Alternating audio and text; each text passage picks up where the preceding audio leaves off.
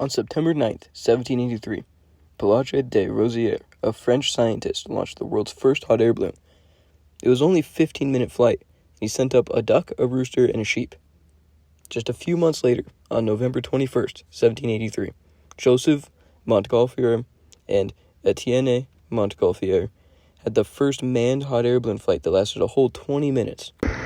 The world changed a lot in 1783, and a brief summary is, on February 3rd, Spain recognized the USA's independence.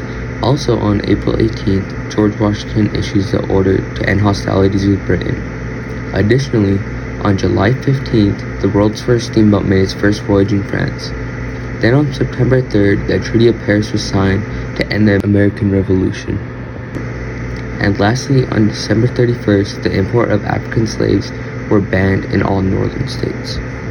There was quite a while until there were any more advancements in hot air ballooning. It was around the 1950s when Ed Yost began working on improving the hot air balloon.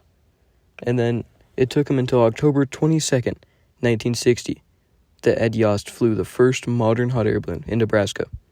This flight lasted an entire hour and 35 minutes. Now that I gave you some background on hot air balloons, let me tell you about how they work.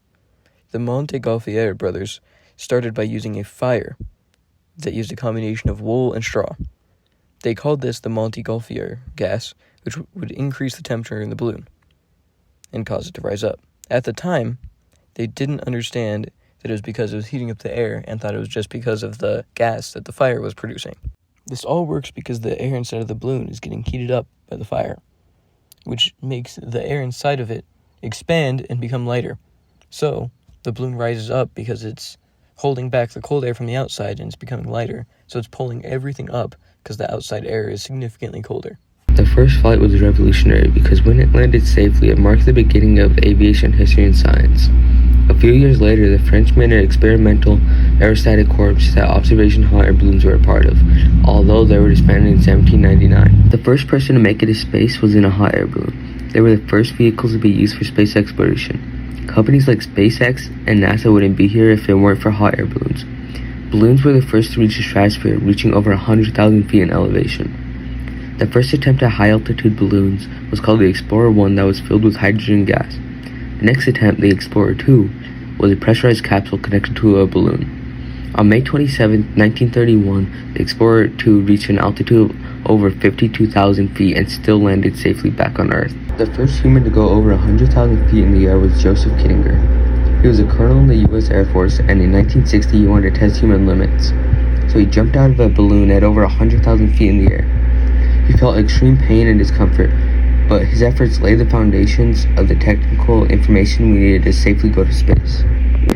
Additionally, balloons are being used to this day to reuse rocket boosters from spacecraft. The reason they picked out using balloons is because how versatile they are and how they can use the concept of parachutes with them working together.